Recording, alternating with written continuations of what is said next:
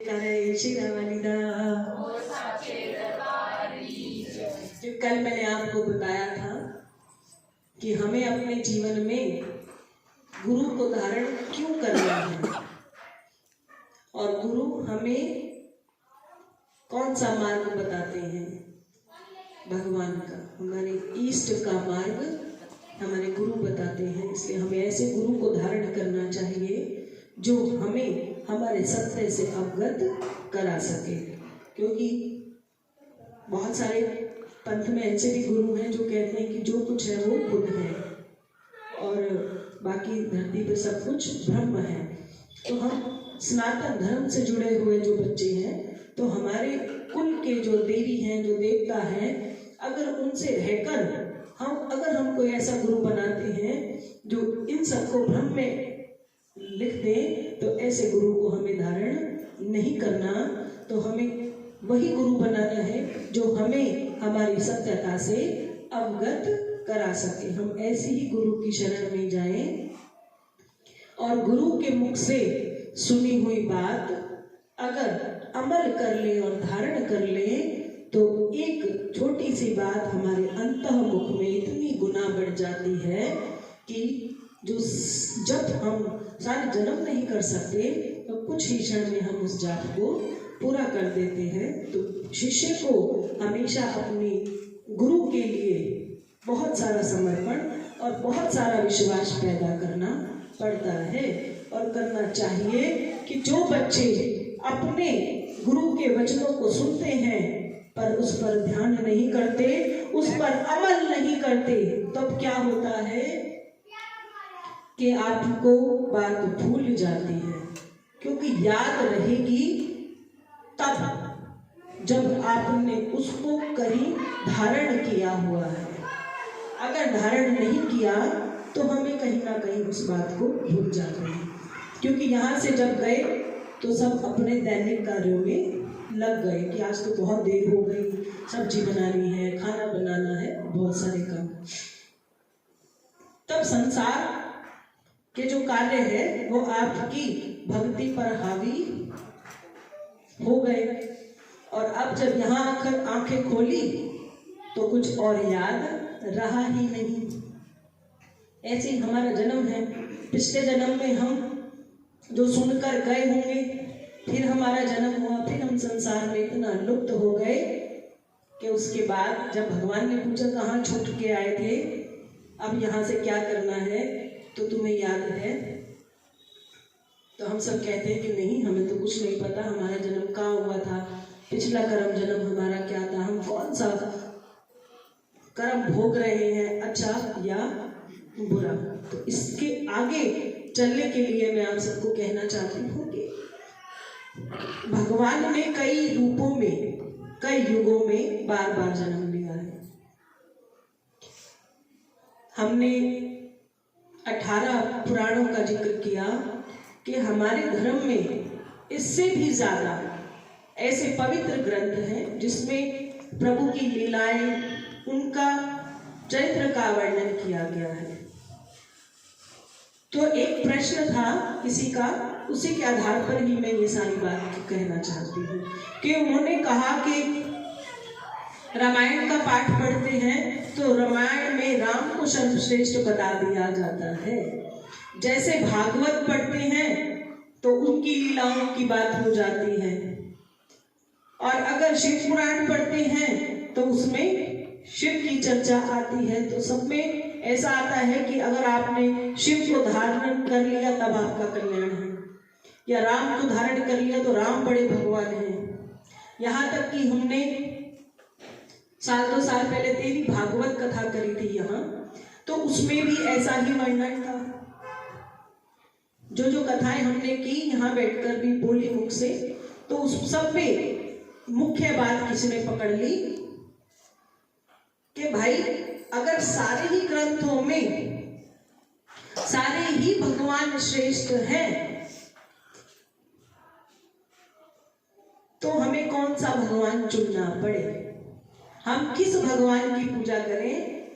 क्योंकि हम हिंदू धर्म से जुड़े हुए हैं और अगर रामायण का पाठ करके राम बड़े हो जाते हैं तो हम तो खामा में इतने दिनों से माता रानी को ध्या रहे थे, नवरात्रि रखते हैं, हार्ट टाइट है, फिर भी सब भगवान के लिए इतनी सारी सामिधा इकट्ठी करते हैं, श्रृंगार सब कुछ करते हैं, यानी कि राम बड़े हैं तो भगवान की दृष्टि से, भक्तों की दृष्टि से मां रानी का स्वरूप छोटा हो जाता है।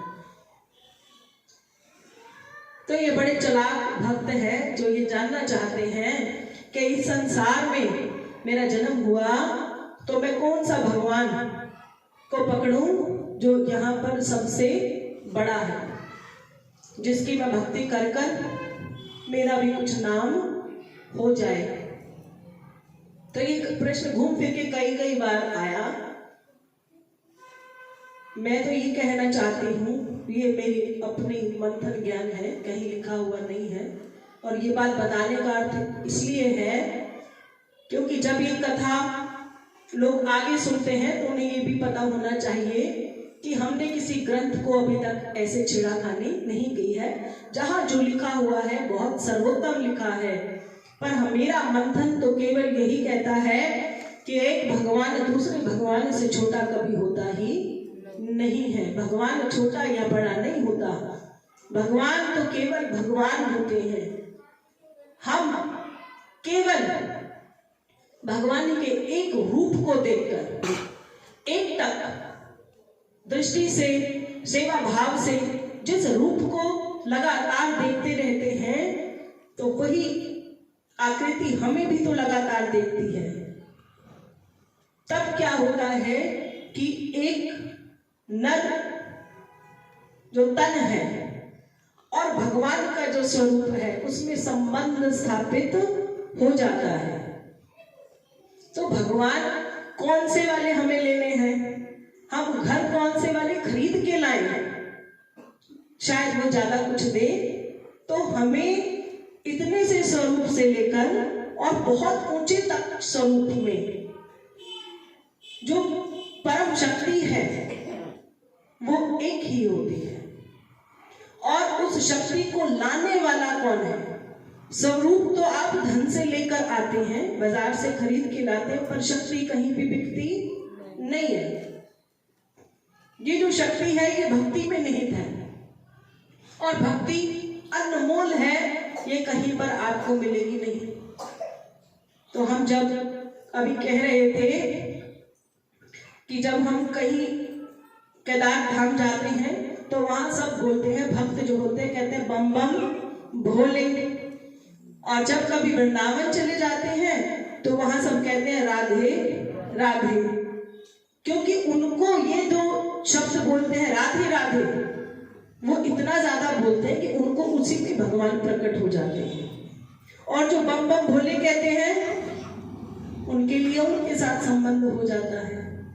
और अब जब हम वैष्णो देवी जाएंगे तब वहां कोई कहेगा बम बम भोले या कोई कहेगा राधे राधे नहीं कहेगा, वहां क्या कहेंगे सब जय माता दी। इसलिए क्योंकि वहां की वादियों से, वादियों में जो पहाड़ है वही समझ लो मां भगवती का स्वरूप है। और हम कौन है? हम भक्त हैं। तो हमें वहां के स्वरूप से अगर अपना संबंध बनाना है तो हम जयकारा कौन सा लगाएंगे? जय माता दी। तो वहां की वादियों से क्या आवाज वापस आएगी? जय माता दी। आप बोलकर देख लेना वहां जाके, ऐसे ही होगा ना कि हम कहें कि ये पत्थर का स्वरूप है, तो हम इसके लिए जो भाव, इस स्वरूप के लिए जो भाव बनाएंगे वही स्वभाव और भाव अंदर से निकल के हमारे लिए चला आएगा। तो ये कहना कि कौन सा भगवान बड़ा है, कौन सा हमें तारने वाला है, तो इस सृष्टि के अंदर तारने वाले खुद को आप स्वयं हैं। भगवान आपको कैसे तार सकते हैं जब तक आप खुद के लिए कोई नियत नहीं रखते। आप यहां बैठे हैं, मैं चाहती नहीं अभी और ज्यादा लोग आए, जो शोर करे, जो बात करे और जो दूसरों को सुनने भी नहीं दे। यानी कि एक आवाज अगर मेरी है तो टकराकर कहाँ जा रही है? आपके पास आ रही है। ऐसे ही तो हो रहा है, तभी तो आप सुन पा रहे हो मेरी बात को। भगवान छोटे या बड़े नहीं है, केवल उनका स्थान, उनका नगर और उनकी जो वेशभूषा है उसके अलग अलग होने से उनका नाम अलग अलग हो गया। जैसे हमने किसी के यहाँ शादी में गए, जब उस लड़की को देखने गए तो उसका नाम कुछ और था। जब वहां वो बच्ची पसंद आ गई सभी को और रिश्ता पक्का हो गया, अभी सबको वही वाला नाम पता था। तो जैसे उसको वहां से विदा करके दूसरी जगह लेकर आए तो उन्होंने कहा कि माता जी इसका कोई नाम रखो। तो मैंने कहा नाम तो इसका पहले वाला था ही। कह रहे नहीं नहीं वो वाला नहीं, उसे छोड़ दो भाई, यहाँ हमारे घर में इसका सब कुछ नया है तो हम इसको नाम भी नया दे देंगे। चलो मानो उसका नाम रिद्धि रख दिया। तो क्या अगर उसे रिद्धि बोले तो क्या वो अलग हो गई? अब जो मायके वाले हैं वो तो सिमरन ही बोलेंगे या टीना मीना ही बोलेंगे, लेकिन उसके यहाँ आ जाने से उसका नाम भले ही बदल गया पर शरीर और आत्मा एक ही है। तो भगवान भी ऐसे ही हैं, केवल भगवान भगवान है, हमारी परम शक्ति है। हम कौन है? हमारे अंदर शक्ति है और हम सबकी शक्तियों का जो बहुत बड़ा पुंज है वो है परम शक्ति, यानी हमारे भगवान। अब भगवान को बांटा किसने है? क्योंकि जो जहां रहता है उसी के इर्द गिर्द भगवान ने जिस रूप में वहां जन्म अपना लिया तो वहां पर उसी कुल के लोग उसको उस रूप में मानने लगे।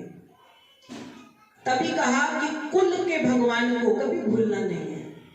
तो आपके कुल का भगवान कौन है? पता चला कि अब साईनाथ है, साईं बाबा बोलते हैं। आप में से किसी के कुल के भगवान है वो? नहीं है, क्योंकि मेरे हिसाब से साईं बाबा के कहीं लिखित कहीं वर्णन नहीं है, लेकिन फिर भी लोग उनकी पालकी ले लेके घूम रहे हैं। तो भी उनके कुल के वो नहीं है तो उनका कुल उनसे हमेशा रुष्ट ही रहेगा। अब जब तक आप अपने कुल के ईश्वर को नहीं पकड़ लेते, उनकी सेवा नहीं करते, तब तक बाहर की पराशक्ति आपके लिए कुछ भी कार्य नहीं करती। तो उस बच्चे के लिए ये जवाब है, क्योंकि इसलिए कि ये रिकॉर्डिंग चल रही है, कि भगवान जो है वो छोटे या बड़े नहीं होते। प्रत्येक नाम, चाहे वो कृष्ण है, चाहे राम है और चाहे भगवती के नाम है, हर जगह पर कितनी भीड़ होती है। आप कहीं जाते हैं, कहीं खाली होता है तीर्थ स्थल? कहीं भी नहीं होता। यानी सबको हर जगह से मिल रहा है। लेकिन अगर वो एक व्यक्ति 10 जगह मांग ले, एप्लीकेशन लगा दे, तो उसका काम कहीं से भी नहीं होता। जाती कहाँ है सभी चिट्ठियां? उसी परम शक्ति के पास। उसने देखा कि राम मंदिर में भी वही चिट्ठी है, हनुमान मंदिर में भी वही चिट्ठी है, जहां गई वहां पर ये सब लिखा है। इसका मतलब उसे एक पर भी भरोसा नहीं है। अब इसे धक्के खाने दो, क्योंकि फिर वो लास्ट में क्या कहता है बताओ? वो कहते हैं मुझे भगवान में भरोसा नहीं है। भगवान क्या चाहते थे? कि वो ये वाली बात बोले कि भगवान भी छूट जाए और तू अभी इस धरती पर और कष्ट भोगने के लिए तैयार हो जाए। इसलिए हम बार बार बोलते हैं कि जब तक आपको ये नहीं पता होगा कि आपका कुल और आपके इष्ट कौन है, तब तक आपका कल्याण पूरी तरीके से हो ही नहीं सकता। और जिसके घर में दादा दादी हैं, सास ससुर, जो भी बड़े लोग हैं, वो किसी की तो पूजा करते हैं ना, हर घर में होती है। और जैसे ही हम वो गुजर जाते हैं तो किसी ने कहा कि मैंने तो अपनी सहेली के साथ उसका नाम ले लिया, किसी ने कहा उसका नाम ले लिया, तो आपके पितृ आपसे नाराज हो जाते हैं। अगर किसी के घर में बड़े आज भी हैं और वो 2 दिन के लिए कहीं बाहर चले जाएं और पीछे आप वो सब करो जो आपके बड़े चाहते नहीं है और उन्हें पता चलता है, तो वो वहीं बैठ के भी आपको गालियां देते हैं। कहते हैं ना कि अभी तो 2 दिन के लिए गई हूं, घर को खराब कर दिया, तो वो आपको वहां बैठकर भी सुखी शब्द नहीं बोलते, गालियां देते हैं और कहते हैं जब आऊंगी तब बताऊंगी या आऊंगा तब तुम्हें बताऊंगा। तो ऐसे ही जब आप अपने जो आपके बड़े जिस शक्ति की पूजा करते थे और आपने वो पूजा छोड़कर ऐसी चीज को धारण कर लिया जिसने ये सभी परम शक्ति का मार्ग छोड़ के आपको कुछ अलग ही स्थिति में डाल दिया, तो उसके घर में कभी सुख नहीं आ सकता। चाहे कोई कितना मर्जी कह दे, लोग बोलते हैं जी हमारा तो ये हो गया वो हो गया, ये सब एक तरफा बात होती है। अगर कहीं गुप्त होकर जाकर बैठ जाओ तो आपको लगेगा अरे ये तो मुझसे ज्यादा दुखी है और बाहर तो ये ऐसे जताता है जैसे इसके जैसा कोई सुखी है ही नहीं। आप यकीन मानना, जो बहुत अच्छे अच्छे कपड़े पहनकर टिकटॉक वीडियो बनाते हैं ना, ऐसे बहुत सारे लोग हैं, जब उनसे कभी पर्सनल मिलती हूँ तो खुद को ऐसे होता है कि तुम्हारी शक्ल को देख के तो लगता है कि भाई तुम्हारी पूरी मौज है, पर पता चलता है कि वो 5 सेकंड की मौज है, उसके बाद कुछ भी नहीं है। उसके घर में भी कलेश है, उसके जीवन में कलेश है, पता नहीं कितने वो दुखों से घिरा हुआ है। लेकिन एक जब हम प्रभु की शरण में आ जाते हैं तब क्या होता है, तब हमें आनंद की प्राप्ति होती है, सच्चे आनंद की प्राप्ति होती है, सुख की प्राप्ति होती है। यानी मुझे जो भी मिल रहा है उसकी प्राप्ति होती है। आप कहीं किट्टी में जाते हैं, जाए तो वहां आपके वस्त्रों पर बड़ी चर्चा होगी कि तूने तो ये कल पहना था, या ऐसी होती है ना बातें बाहर। यहां तो नहीं होती, होगी भी नहीं, और अगर जिस दिन हो गई तो फिर वो उसका आखिरी दिन होगा। यानी कहा कि सिर्फ अपना ध्यान संसार से छोड़कर, रिश्तेदारी से छोड़कर सिर्फ इसमें लगा लो और समझ लो कि जैसे पैदावार बच्चा होता है, छोटा सा बच्चा होता है, तो उसकी माँ उसे किसी भी कपड़े में लपेट कर कहीं भी ले जाती है तो कोई ध्यान नहीं देता। कहते हैं छोटा बच्चा कुछ भी पहना दो फर्क नहीं पड़ता, ऐसे कहते हैं। तो हम भी ऐसे कहते हैं, तुम छोटे बच्चों जैसे मर्जी लपेट कर आ जाओ, तो कहाँ सुख है? आप जैसे मर्जी बनकर आओ, कैसे भी कपड़े पहनो, कोई कुछ बोलने वाला नहीं है। या आप उस समूह में बैठना चाहते हैं जहां लोग आपकी पहले भी निंदा करें, आपके पहुंचने से पहले भी आपकी निंदा हो रही हो, और आपके वापस जाने के बाद फिर आपकी निंदा हो, तो ऐसा जीवन जीना बिल्कुल बेकार है। समझ लो कि बेकार शब्द भी अच्छा होगा, उससे भी ज्यादा बेकार है। इसलिए भगवान ने क्या कहा कि अपना मार्ग बहुत सोच समझ के रखना है। ऐसे करते हैं सब, जैसे कहीं भगवान के मंदिर जाते हैं, कहीं भी बाहर, तो वहां से एक भगवान अपने घर ले आते हैं। कहीं भी चले जाए, महाकाल जाते हैं, महाकाल से एक स्वरूप आ गया, महाकाली के पास गए, महाकाली का ले आए, और किसी लक्ष्मी माँ के मंदिर गए, वहां से कितने सारे भगवान हम एकत्रित करते हैं। तो मेरी हाथ जोड़कर प्रार्थना है कि जो स्वरूप आपके घर में है उसमें ये सब भगवान जो वो आपको दर्शन के लिए अब लेके जा रहे हैं ना, वो सभी पहले ही आपके घर में मौजूद है, और वो आपकी सेवा से प्रसन्न है, इसीलिए वो आपको बाहर लेकर जा रहे हैं। और कहां? दर्शन के लिए। कि जैसे मैं इसमें एक रूप के दर्शन कर सकती हूं, ऐसी मेरी मानसिकता है। इसमें 20 देवियां और विराजमान है, ये तो मुझे नहीं दिख रही कि माँ आपका दूसरा रूप कैसा है। कोई कहता है सिद्धिदात्री का रूप कैसा है, एक हर सिद्धि माता आपका रूप कैसा है, सिंदूरी माता है आपका रूप कैसा है, कालका है आपका रूप कैसा है। तो माँ का तो शेरों वाली का ही रूप है, और इसी में ही सारी देवियां वास करती हैं। तब आपको क्या करना है? जब आप माँ की सेवा करते हैं तब वो अपने अपने आप कह देती है कि अब तेरा न्योता आ गया है, मेरे उस रूप के जाके दर्शन करके आ जो रूप आपसे यहाँ प्रसन्न है। जयकारा श्री वालीदा।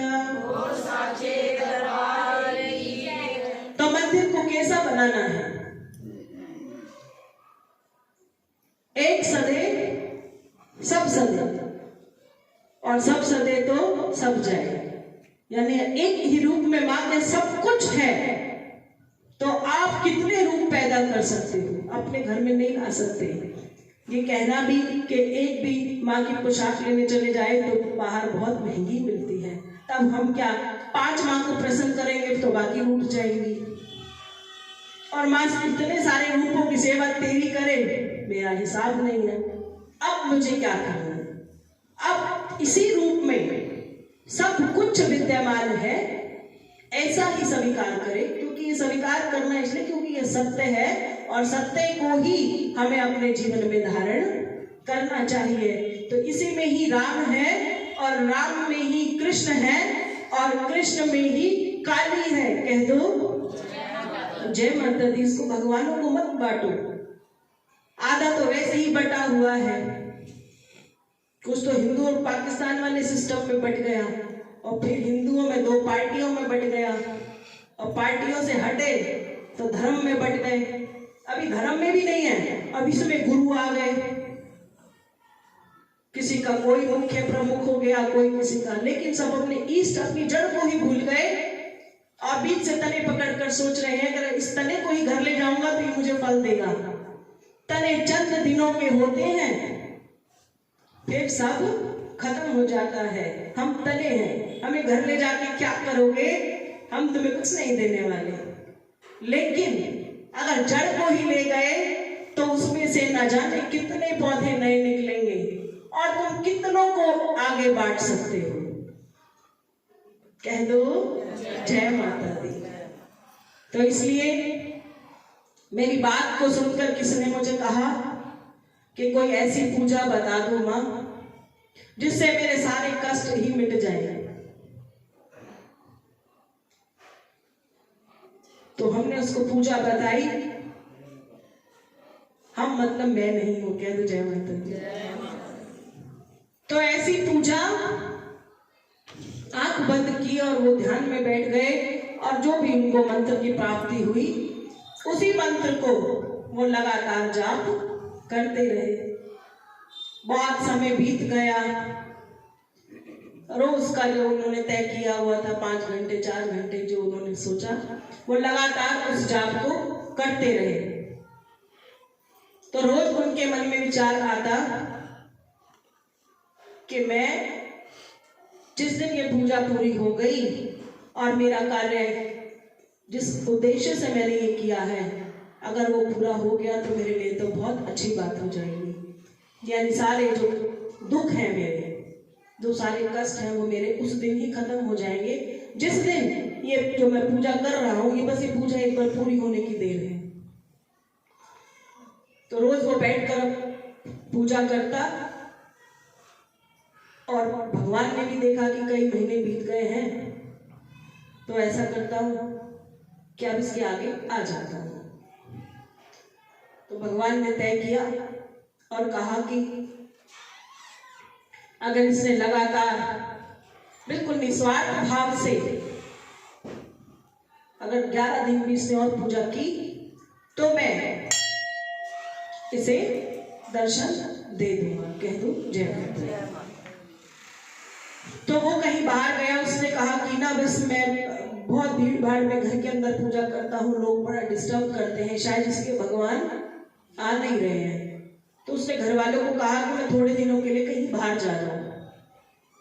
और जैसे ही वो बाहर गए, बाहर जाकर क्या देखा, एक पेड़ था, वीरानी सी जगह थी, उसने वहीं छोटा सा व्यवस्था बनाई और 11-12 दिन के लिए अपनी जगह सेट कर ली और अपना वहां बैठकर पाठ शुरू कर दिया। अब भगवान ने कहा 11 दिन भी इसने बहुत अच्छे गुजार दिए, अब तो मुझे इसके पास आना ही पड़ेगा। तो भगवान मिलते हैं, उसके समक्ष आकर प्रकट हो जाते हैं, उसको कहते हैं कि बेटे आंखें खोलो। मेरी पूजा इतने समय से कर रहा है तो मैं तुझसे बहुत प्रसन्न हूं कि बोल तुझे मुझसे क्या चाहिए। उसने अपनी आंखें खोली और भगवान को देखा कि आप ही भगवान हो। तो उन्होंने कहा मैं ही भगवान हूं। कहने लगे आप कह रहे हो कि जो भी मांगूंगा मुझे दे दोगे, तो क्या सच में दे दोगे? तो भगवान ने कहा कि मैं आया क्यों हूं, तेरी कृपा है, जो तूने भक्ति करी है तो कृपा तो देने आना ही है, तो ये जो भी तुम्हें चाहिए मुझे बता दो। अगर एक मानव को ऐसा कह दिया जाए कि आज जो कुछ तुझे मांगना है मांग ले, तेरा पूरा हो जाएगा, तो वो क्या मांगते हैं? वो सोचते कुछ ऐसी सेटिंग हो जाए कि कई जन्म बहुत सुखद निकल जाए। तो उसने कहा कि मुझे भगवान बहुत सारे पैसे चाहिए। तो भगवान ने कहा कि बहुत सारे कितने? तो उसने कहा बहुत सारे बहुत सारे बहुत सारे। तो भगवान ने कहा कि फिर कितने बहुत सारे? कि मेरे पास तो इतने सारे मटके हैं, इतने सारे कलश हैं, पर नियति है कि तू जितने बोलेगा मैं तुझे उतने ही दूंगा। गिनती करनी मुश्किल हो रही थी। 1 करोड़ कह दिए, 10 करोड़ कह दूं, या अरब कह दूं। अगर अरब से अभी मुंह और खोला तो उतने भी मिल जाएंगे। तो उसने भगवान को कहा कि आप भी बैठ जाओ, मुझे भी बैठने दो, मैं लिखता हूं कि मुझे कितने पैसे चाहिए। तो उसने भगवान ने कहा ठीक है, मैं थोड़ी देर के लिए हूं, तो विचार करके मुझे बता दो। और फिर जैसे 1 करे इतनी सारी जीरो लगाते हैं तो 1 जीरो और बढ़ा देता। तो भगवान ने कहा ऐसे परेशान मत हो, कुछ पैसे मांग ले, कुछ और मांग ले। उसको तो समझ नहीं आया। तो भगवान ने कहा थोड़ी सी जमीन मांग ले, मैं बता देता हूँ। जो लोग मुझसे मांगते हैं थोड़ी जमीन मांग ले, वो थोड़ा बहुत घर मांग ले, सामान मांग ले। तो उसने कहा ये भगवान मुझे पजल कर रहे हैं। अगर मेरे पास पैसा आ गया तो मुझे इस जमीन की क्या जरूरत है? जब पैसा है तो जमीन तो मैं खरीद ही सकता हूँ, और घर भी ले सकता हूँ, और सामान तक खरीद सकता हूँ। भगवान ने कहा कि फटाफट बोल क्या चाहिए, अब मैं जाने को। तो उसने कहा कि मेरी गुरुदेव समझ में नहीं आ रहा, मैं क्या करूं। भगवान कहते हैं मुझे आसान तरीका बताता, तू यहां से भागना शुरू कर और मैं गिनती करना शुरू करता हूं।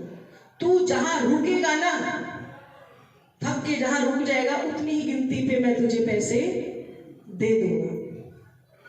समझ लो कि 10,000 से गिनती उन्होंने शुरू की।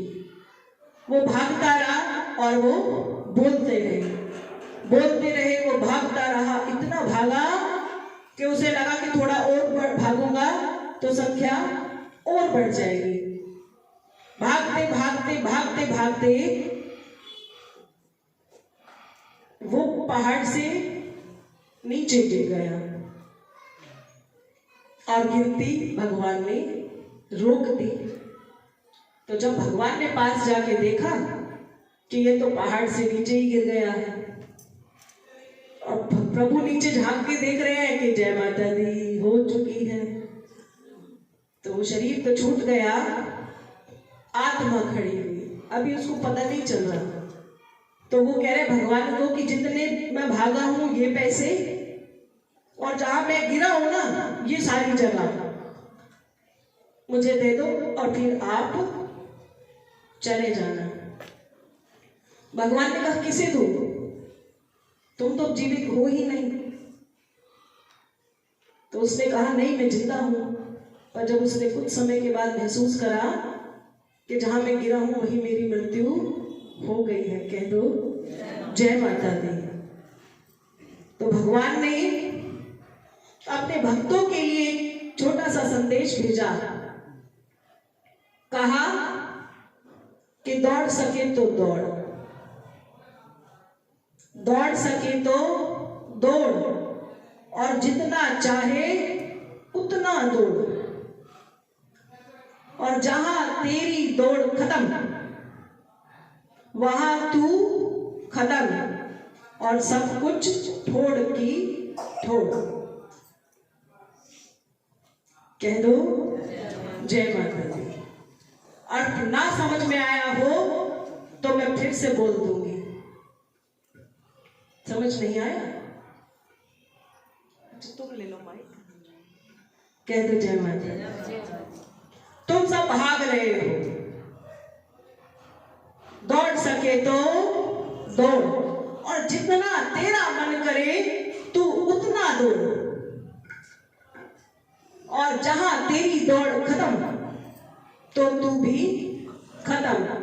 और सब कुछ ठोड़ की ठोड़, यानी सब कुछ पत्थरों का पत्थर। आप तब तक भाग रहे हो, आपको लग रहा है कि आप जितना ज्यादा भागोगे आपके पास पैसा आता चला जाएगा, लेकिन आप भूल जाओगे जिस दिन आपकी दौड़ खत्म हो जाएगी आपके पास कुछ भी बचेगा नहीं, क्योंकि वो दिन कैसा होगा? आपका अंतिम दिन होगा। तो आप इतना ना भागे कि भगवान की पूजा कर रहे हैं। यहाँ मेरे पास लोग आते हैं, क्या हम कल आए थे, ऐसे बोल देते हैं, कल आए थे माता जी लोन पास करा दो, या कोई कुछ और बोलेगा, कहेगा कि ये काम हो जाए, पैसे, सिर्फ पैसे, इतना पैसा चाहिए, इतना, पर करना कुछ नहीं है। और गलती से थोड़ा बहुत कुछ कर भी दिया तो मांगते क्या है? पैसे। जो कार्य कर रहे हैं भक्ति भी नहीं कर रहे। पहली बात तो मैं ये बता दूं कि आप भक्ति भी नहीं कर रहे, लेकिन अभी भी यहाँ किस लिए आए हो? तुम अब भक्त हो कि पिछले 2 घंटे से पाठ कर रहे हो तो कहीं भक्ति को पैदा कर रहे हो, लेकिन पुस्तक को रख दी कि मेरी लॉटरी लग जाए, या मेरे को ये हो जाए, वो हो जाए, फलाना हो जाए, ढुमकाना हो जाए, तो फिर सब कुछ ठोड़ की ठोड़, आपको कुछ भी नहीं मिलेगा। सब पत्थरों की जगह है, वहां पर भगवान तो जाते ही नहीं है। भगवान तो गद्दों पर बैठते हैं, उनको ठोड़ पर बैठने की जरूरत नहीं होती। कह दो जी करे शेरावाली दा, जगदिया जोता वाली माता तेरी सदा ही जय हो। जय करे शेरावाली दा। तो कहा कि भगवान के समक्ष आकर मन में ही ये विचार नहीं रखो कि आपकी फाइनेंशियल कंडीशन जो है बहुत अच्छी हो जाए, क्योंकि ये जीवन का सत्य है, ये किसी की अच्छी कभी नहीं होती। क्योंकि जिसके पास 100 है उसे 1000 चाहिए और 1000 वाले को लाख। पर अगर इसके समक्ष बैठकर एक दिन ऐसा कह देना कि आपने इतना पीछे दे दिया, अभी तो उसका शुक्र भी मैंने अदा किया नहीं है। भूख से नहीं होता, याद रखना। किसी को कुछ चीज गुम हो गई और उसको वो चीज हमने कहा घर है मिल जाएगी, चलो मिल गई, तो मैंने कहा कि माँ रानी का शुक्र किया, तो कहती हाँ किया। मैंने बोला कैसे? कहती है थैंक्स। मैंने कहा थैंक्स किसे कहा? कहती है हाँ घर पे भगवान के आगे खड़े होके कहा थैंक्स। तो मैंने कहा भगवान को तुम्हारा थैंक्स ऐसे समझ में नहीं आता, उसे आपसे पैसे नहीं चाहिए, फल फूल मिठाई भी नहीं चाहिए, पर उसे पता है कि कौन यहाँ से कह रहा है और कौन यहाँ से कह रहा है। तो हमें भी थोड़ा बहुत ज्ञान वो ये इसी प्रकार देती है कि यहाँ आकर कौन यहाँ से जुड़ रहा है और कौन यहाँ से जुड़ रहा है। तो कहे बहन भैया जी हमने गुरु को धारण किया हुआ है, फिर गुरु में भरोसा क्यों नहीं है? जब गुरु आपने कोई भी धारण किया तो उसमें भरोसा क्यों नहीं है? फिर क्यों भटक रहे हो? उनका भी नाम खराब कर रहे हो। तभी मैंने कहा कि जिनके गुरु की गति हो चुकी है, जो यहाँ से साथ छोड़ गए हैं, उनके लिए तो एक शब्द है कि अब वो कहाँ जाए। तो वो भी उन्हीं के गुरु की कृपा होती है कि वो कहते हैं कि आगे बढ़ जाओ। करनी तो भक्ति है ना, करनी तो सेवा है, तन की सेवा करनी है, या मैं और या मेरे जैसा कोई और। अन्यथा नहीं तो यहाँ क्या करते, बोले मैं उस सत्संग में जाता क्योंकि मैं सदियों से जा रहा हूं। यहाँ कोई एक बार आया कि हम 18 साल से कहीं जा रहे हैं, फिर यहाँ कैसे? आगे कहते हैं कि हम तो अपने घर में ज्योति नहीं जलाते क्योंकि हमारे गुरुजी ने कहा कि यहाँ पर ज्योत जलती है। उस एक शब्द में कहना चाहती हूं